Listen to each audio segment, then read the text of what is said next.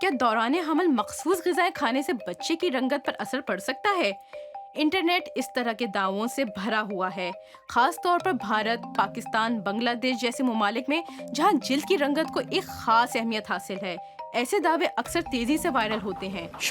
کہا جاتا ہے کہ جو خواتین دوران حمل مختلف قسم کے پھل کھاتی ہیں ان کے بچوں کی نکھری رنگت ہوتی ہے۔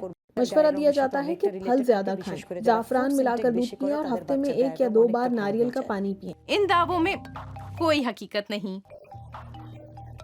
کھانے پینے کی اشیاء بچے کی جلد کی رنگت پر اثر انداز نہیں ہوتی کیونکہ اس بات کا کوئی سائنسی ثبوت موجود نہیں ہے۔ بچے کی رنگت جینیاتی طور پر والدین کے خاندانوں سے منتقل ہوتی ہے۔ در حقیقت کسی بھی مطالعے سے یہ تصدیق نہیں ہوتی کہ بچے کی جلد کی رنگت کا ماں کی غذا سے کوئی تعلق موجود ہے۔